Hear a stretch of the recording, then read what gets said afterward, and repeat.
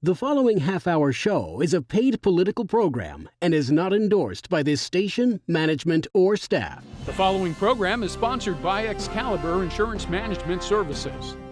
This week's guest on the Volpe Report will need no introduction.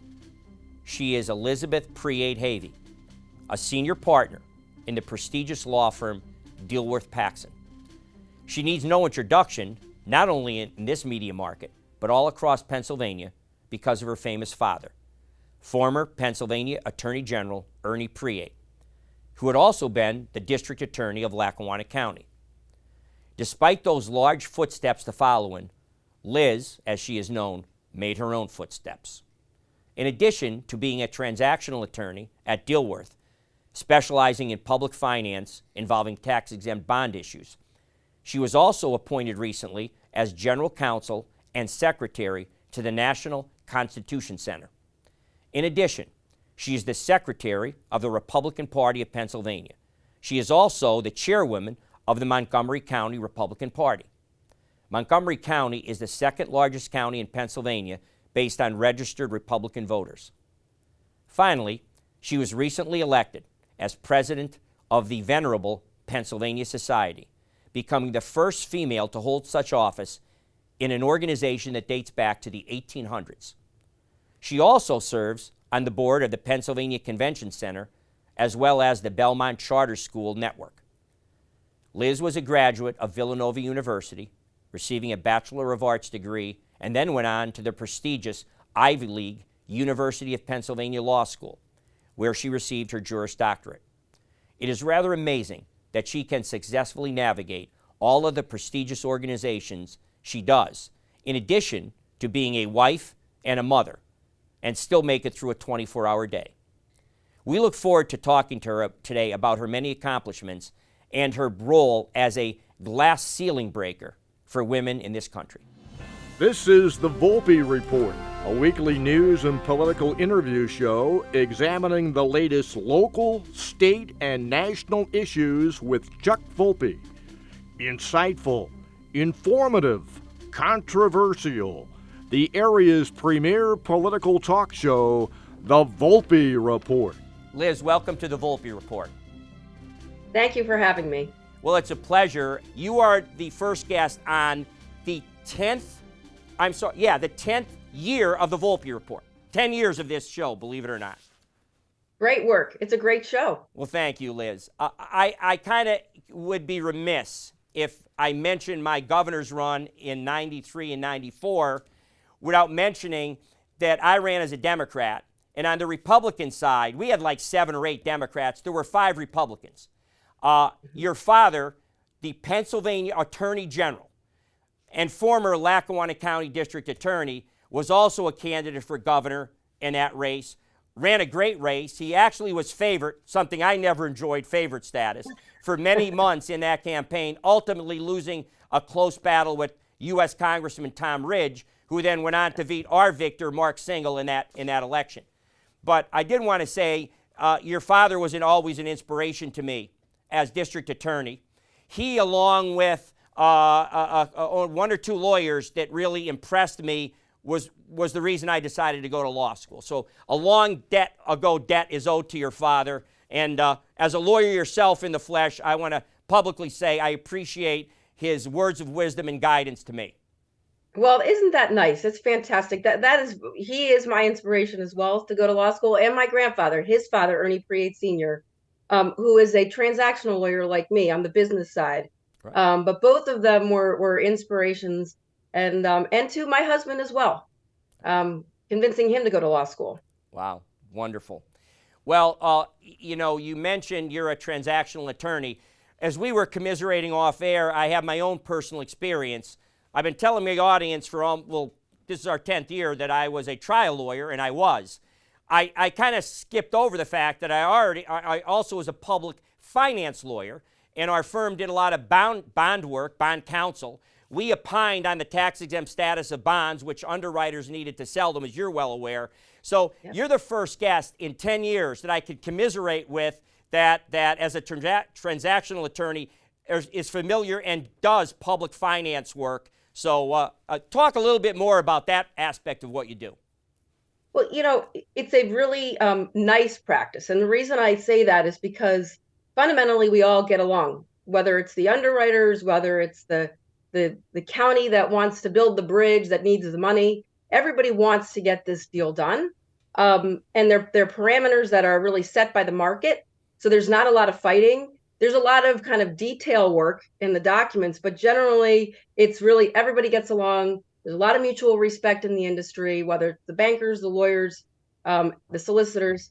So I've really enjoyed that aspect of it. I've not been a trial lawyer like you, where there's a lot of butting of heads and those kinds of things. Not that I couldn't do it, but I just felt like I wanted to get deals done, and these deals always get done. And I love helping people, and that's really what public finance is all about. It's, can we build this bridge? Can we fix this hospital? Can we give money to these schools? And we issue bonds at lower rates, the tax exempt rates, right, to get the municipalities and the nonprofits the money they need. Right. Well, in addition to that thing, I will also tell our audience that, as I am familiar with it, you're also a partner in the very prestigious law firm of Dilworth Paxson, one of the top law firms in the country, not just Pennsylvania. It's a firm that produces governors and senators and congressmen. In fact, our very own from Scranton, Bob Casey, not the son that's the U.S. senator, the father, who was the former governor of Pennsylvania, was a senior partner at Dilworth Paxson. And we actually shared space in a Harrisburg commercial office building, I with Baskin, Flaherty, Elliott, and Menino at the time, and him with Dilworth Paxson. We used to say hello to each other in the hallway.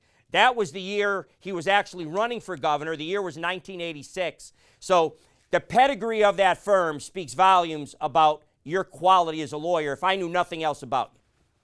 Well, thank you very much. You're right. Governor Casey was very impactful with our firm. We still have our biggest conference room is devoted to him, with wonderful photos of him. He's wonderful mentor to many people who are still even there.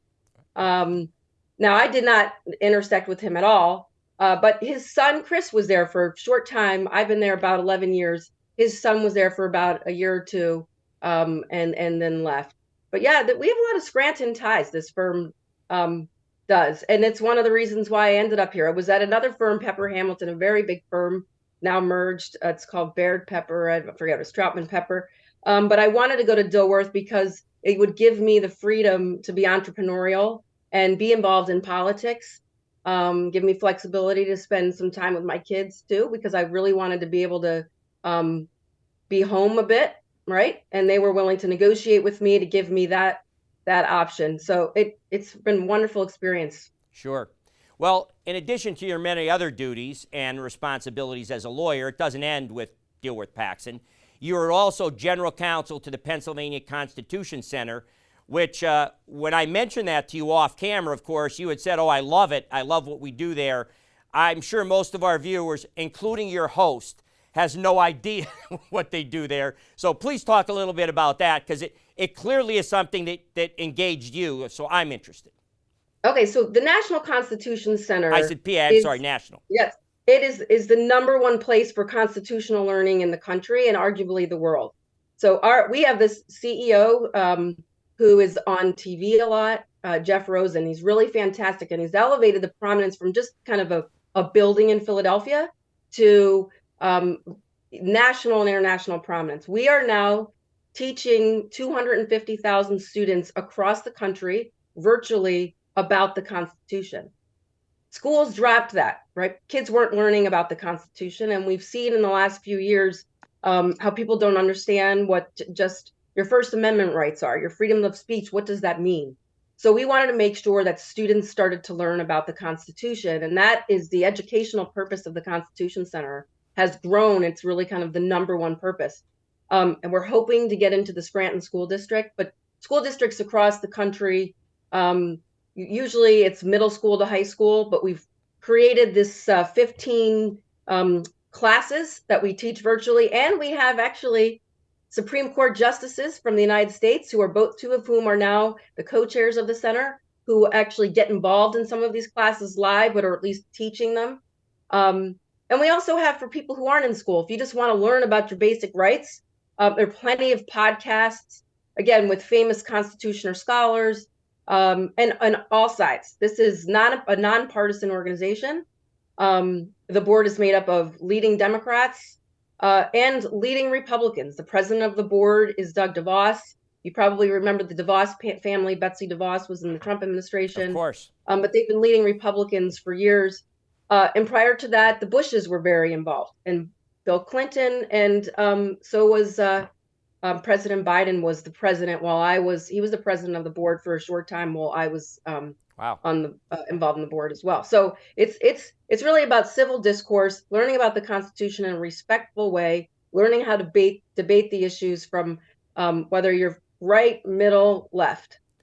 In the 123 or 4-year history of the Pennsylvania Society, the first dinner was 1899, believe it or not, the 19th century, as we are now in the 21st century. But having said that, there's only been one woman president in all those years. So you made history. That is you, president of the Pennsylvania Society, the first woman in history to hold that post. So talk a little bit about that endeavor. And of course, my audience is very familiar with just actually televised from the New York Hilton at the Society, my show, the Volpe Report you're on today. We do it every year, the Black Tie Affair, and I, as you know, have one of the larger parties, after parties that night, and 400 or 500 people or so at mine. But they've already seen the show and the guests, so they're familiar with it. But we're fortunate to have the actual president of the Society on the show. So talk a little bit about the Society and how you became president for the first time in history. So you're right. It's 124 years. It's kind of shocking that it took that long. But the organization has, as you know, so you've told everybody what it is about, right? It's about coming together, breaking bread with people who are on the different sides in politics, in business, colleges and universities, competitors. Everybody comes together for the weekend and breaks bread and has a beer or a glass of wine or whatever it is in a setting that people are comfortable in. There's no pressure.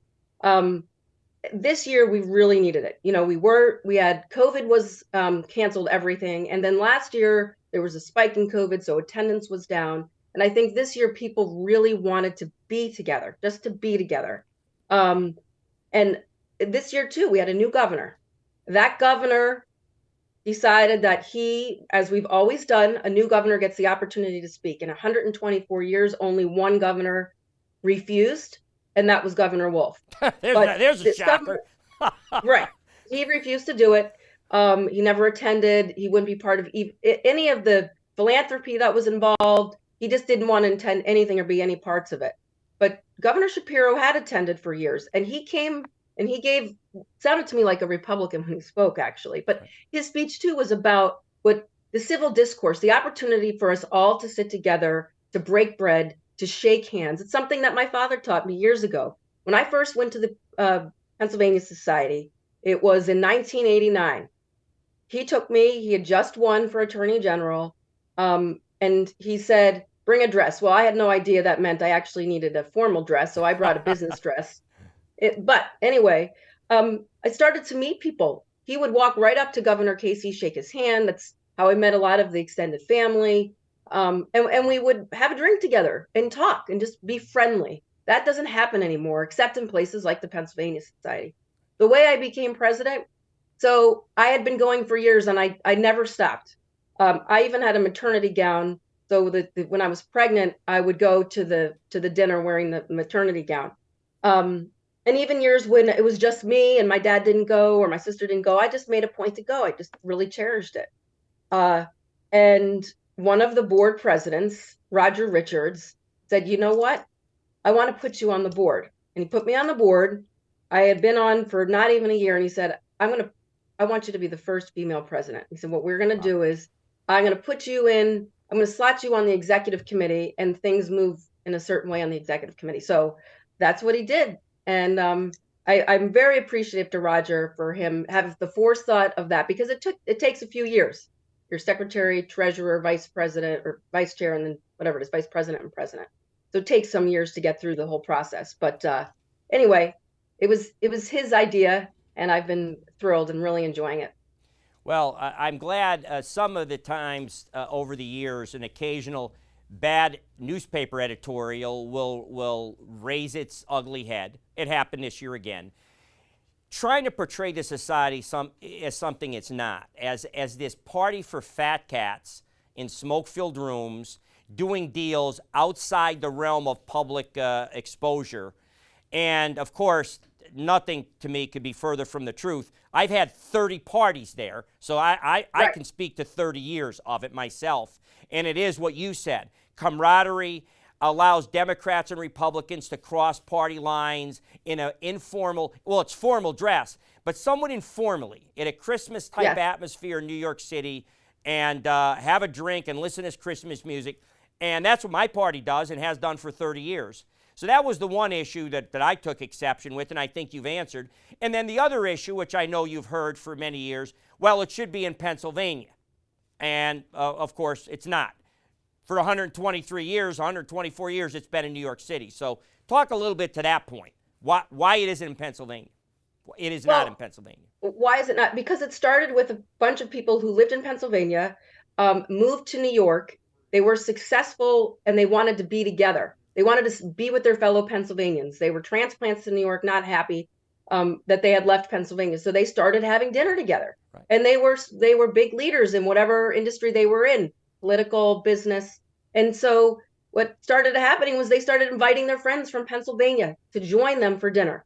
Right. And the whole thing just, got bigger and bigger and bigger. And so we're in New York. And for as many people that complain it should be in Pennsylvania, there's 100 times more people that want it to be in New York. Part of the excitement and the allure is that it is in a place that takes you away from kind of where you're stuck all the time, especially where we're always fighting in Harrisburg in politics. Right. Everybody's fighting all the time. Let's go somewhere fresh. Let's go somewhere festive, new, and exciting. And that's why it's in New York. I don't think if we brought it to Philadelphia, it would have the same impact, right? That'd be like moving Santa Claus off the North Pole. There's something special about New York at Christmas time. And my father, before there were any societies or formal dinners, started taking my family when we were young children. And there's something about Rockefeller Center and the Christmas tree and Radio City Music Hall and the Rockettes. But Liz, we have to take a quick break, so just stay tuned. Every week, Chuck Volpe shares his perspective on Pennsylvania issues in the news and on your mind. From new laws being introduced in Harrisburg and Washington to government spending and even local controversies, hear how they affect us in Northeast and Central Pennsylvania. Catch Volpe's views every Tuesday on the Fox 56 News, first at 10. Liz, welcome back. As we kidded off camera, my viewers understand this is a political talk show. And we've just skirmished a little bit of the political periphery. But you, and look, being your father's daughter, if that adage about if you plant apples, you get apples is true, that your father, of course, was a proficient politician. In addition to being a prosecutor and an elected public official and an attorney general of Pennsylvania, he was a very good politician. And, of course, you don't run for governor of Pennsylvania or get elected attorney general without being one. And his daughter has followed in those footsteps at a very high level. As we speak, you are the secretary of the Republican Party of Pennsylvania. You are also the county chairwoman of Montgomery County. If I get my math right, the second largest Republican registered vote in the state is Montgomery County. I believe second to Allegheny, if I'm right, which means you are automatically one of the most powerful Republican officials in Pennsylvania. So let's talk about your political acumen, and I've asked how you got involved in the society. So let me ask how a high-powered lawyer from Dilworth-Paxson and a bond counsel and a public finance lawyer, a transactional attorney, as you've said, also has time to fit politics in with the many hats you wear? Well, that's a great question. It's hard, I have to say. It's been difficult, but one of the things that I've done is put really smart people around me to help me run the county organization. Really great executive director, political directors, people that help on the internet. I have to raise money, obviously, to pay their salaries, but I have great people around me that allow me to do it. But politics happens to be a passion as it is for you. You know, you just, for whatever reason, I'm driven to be involved in it. It's exciting, it's impactful. So it's just a big part of my life, and I can't, you know, even if I'm not the chair or involved in the state party anymore, I will always be involved in politics in one way or the other. Right. And I always was. I happened to take on leadership roles several years ago, and I've really enjoyed them. It's a lot of work, though, I have to tell you. That doesn't stop. That's, you know, you get the calls at 2:00 in the morning, and now with election days, as it's you know, extends on, and you know, kind of the mix-ups and all of just the difficulties that come with this new mail-in ballot stuff. It makes it, you know, a 2-week election day. It takes a lot of time, but I do it because I love it, and my whole family loves it. You know, I involve my children, and my husband will come to events, and you know, we're all Republicans. You have a bird's eye view in the seat of power in the Republican Party. After November 8th, I pretty much limited myself to the Republicans blew it. And I say that as a Republican myself. I'd like your expert assessment as a top Republican official, your view of whether the Republicans did blow it and why in Pennsylvania. Well, absolutely, we blew it, right?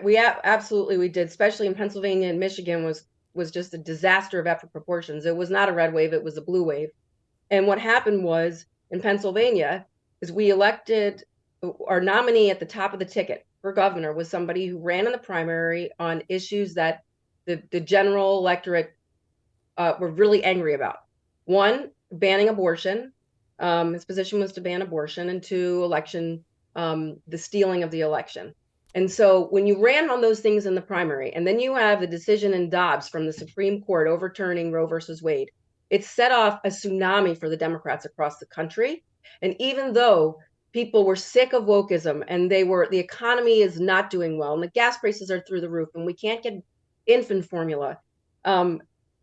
People were so scared about abortion in Pennsylvania being banned that it just killed us from the top to the bottom. You know, I in Montgomery County, mom, woman, obviously, I got so much mail, so many texts saying, Dr. Oz is going to take away your right to abortion, and if you are sick, if you're a mother who is sick and needs to the abortion to live, you will die if Dr. Oz becomes the U.S. Senator. Well, that's, of course, false. It was 100% false, but it was very skillfully used. And that's why we have an incompetent Fetterman who is far left, incompetent, and also, I think, physically unable to do the kind of job we would expect from a U.S. Senator. But that's why we have him, because people were so afraid that, you know, the banning abortion for the life of the mother was actually going to happen. I know Republicans who voted for Fetterman for that reason. Now, on the other side, of course, they certainly voted for Mastriano, voted for Shapiro, but you saw that, you know, 10.5-point difference between where the governor's race was and the Senate race was. Right. And that just, you know, the governor's race just dragged us, you know, pulled everything down. And unfortunately, because the governor candidate didn't have funding, ran a terrible campaign. He ran a terrible campaign. There was no campaign. There was no explanation about actually things that he was very good at. He was really good in COVID, Senator Mastriano. He understood. He was more like, you know, handling things like they did in Florida, right? Like Governor DeSantis did. He was more about keeping small businesses open, making it fair, because big box businesses were allowed to stay open, but small ones weren't. He was listening on those issues and good on economic policy, but that message couldn't get out. He didn't get it out.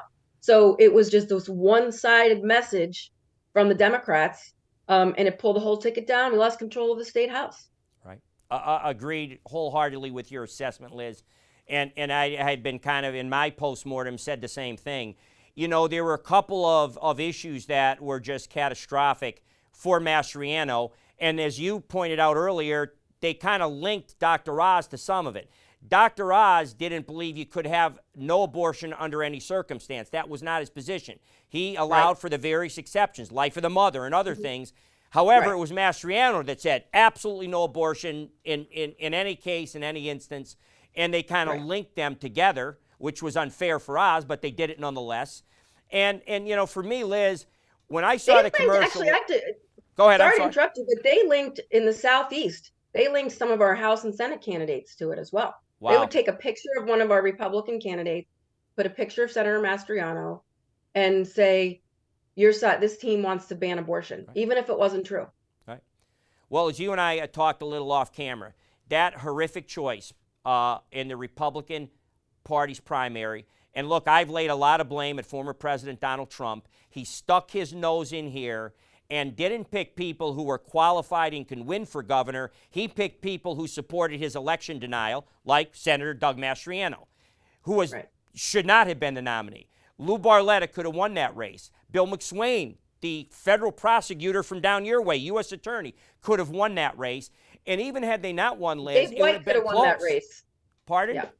I believe Dave White could have run that race. Dave White, agreed. He was on the show. Yeah. They all were on the show, by the way.